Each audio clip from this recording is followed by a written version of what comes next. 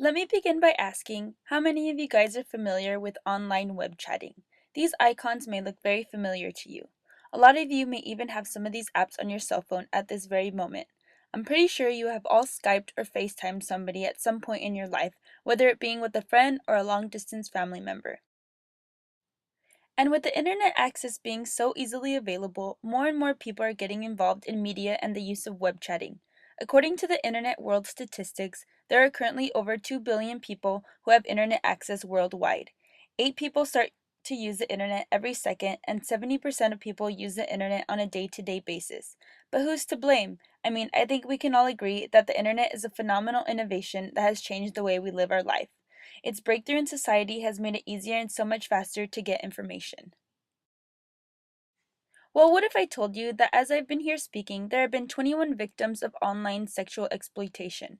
That's right, at this very moment, as you're listening to me, 21 children around the globe are being manipulated, harassed, and lured into performing sexual acts in front of a webcam.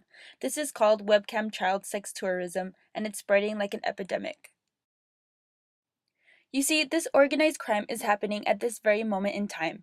Predators from around the globe go online in hopes of meeting kids and convincing them to perform different acts in front of a camera. These online predators are 4, 5, even 6 times the age of their victims. This goes on every day in countries across the nation. The UN and the FBI estimate there are 750,000 pedophiles online at any given moment. It's far too easy for this trend to happen. Like I said, with the internet being so convenient and accessible nowadays, it has become the prime foreground for this behavior. Chat rooms are the principal source for this exploitation. Yahoo, TinyChat, and other instant messaging sites make it so that with just a few simple steps, you can make a username, a password, and create a completely alternative identity for yourself.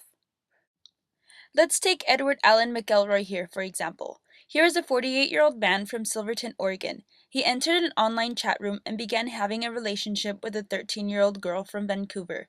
He convinced her to take her clothes off in front of a webcam and without her knowing took several screenshots of her body. He gained access to her name and where she lived. He wanted to have a sexual relationship with her, but she backed out. All the evidence was on her computer, including pages of their conversations. She reported his name to officials and is now facing criminal charges. With several previous charges on his record of attempted rape of a minor and sexual harassment, he is now behind bars for the rest of his life. A more recent case that you may have heard about involved 15-year-old Amanda Todd. She began meeting people through online web chatting and was lured in by an online predator as well. He convinced her to flash in front of a webcam and also, without her knowing, took screenshots. They began having an online relationship via web chat. When she no longer wanted to get involved with this older man, he threatened her. A year later, her predator tracked her down via Facebook and broadcasted her nude pictures anonymously online and sent them to all her family and friends. Amanda continuously moved schools, but he would find her again and her pictures would follow. She had no friends and went through severe depression and anxiety. In 2012, she decided to take her own life. Her predator was never found. These are just a few examples of online web chatting instances that made headlines around the globe. Yet, this world of online webcamming continues to be a lifestyle for far too many people. Internet sites run by organizations have loopholes in which wealthy people can pay children in rural areas to perform sexual acts in front of a webcam. Sadly, this is currently still happening today in many different countries. The number one country that is known for this industry is the Philippines. Government officials have raided the shacks of many cities and communities in the Philippines to further investigate this popular and unlawful trend. What they found was astonishing. BBC News indicates that inside many of these rundown homes were bedrooms set up as what they call cybersex dens. Hidden in dark corners under sheets and rags were showrooms for young girls. These rooms act as a stage for young children to go, undress, and turn the webcam on for foreigners who pay them. In order to get access to these young girls, local businessmen rent out laptops and USB internet connections for the families who are involved in this business. Fathers and mothers bring children to these dens to showcase them and then get paid by the owner of the house. Today it is becoming a widely invested business deal for the people of the Philippines who live in poverty. In a recent survey, 80% of the people who lived in the city of Cordoba were involved in this lifestyle. The children often suffer from depression, anxiety, or aggression. They do not know about sexuality and they have no idea of normal relationships. Parents involved in this industry use internet chat rooms to find clients and receive payments through international money transfers. Predators pay with untraceable prepaid credit cards that you could buy anywhere. For many families in this area, this is their only source of income. Police announced that the majority of the clients involved in this were foreign men, particularly from Europe. To the left, a British man by the name of Timothy Ford was one of these predators. He was found and his computer was searched. The files that were obtained led prosecutors to conclude that he had been talking to little girls as young as 5 years old, telling them what he wanted them to do in front of the camera lens.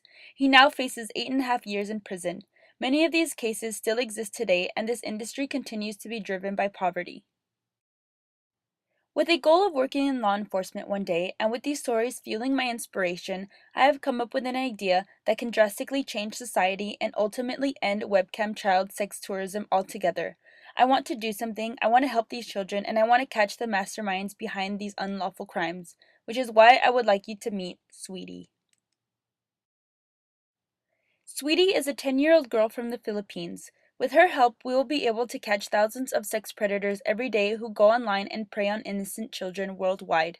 She is the beginning of a new innovation of catching pedophiles. However, what people do not realize is that she is not real. Sweetie is a computer-based model made piece by piece. She is made of codes and programs that allow her to look very realistic. Computer simulators are used to transform these codes and allow her to speak.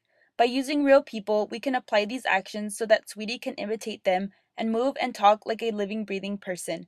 By using an application, we can control her every move and bring her to life. The initial project is meant to sit Sweetie in front of a camera and have her sign into public chat rooms and talk to men like tens of thousands of children do every day. Men will think she is sitting in a room somewhere in the Philippines, but really she will be controlled through a warehouse in a different location. We then wait for pedophiles to contact her and ask her to do various things in front of the camera. She will talk to them like a real girl would and provide them with her name, age, and a few things about herself. With FBI and officials on the other side of the camera, we will be able to gather as much information as the predator discloses and track them down using Google, Facebook, and other resources.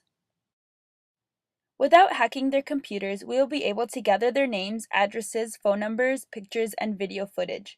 Sweetie is only the beginning of this revolution to catch online predators and provide further advancements in the legal field. I would like to gather a group of computer engineers and scientists who are willing to work together and further this innovation in making various computer simulations of a variety of different children. I would like to make many young girls and boys of different age groups and ethnicities to continue posing as real human beings. With these incredible tools and technology that we have today, now is the time to start. With this idea, and with the help of my fellow peers, we can make a difference. No child should ever come across an online predator and be manipulated and treated in this disgusting manner. We can catch thousands of online pedophiles that prey on young children, and justice can finally be served. If catching them is so easy, we can put an end to webcam child sex tourism. We must act now, for the future depends on us. Don't wait until it's your kids who are the next victim of online exploitation to step up and make a difference. Change starts now. Thank you for your time.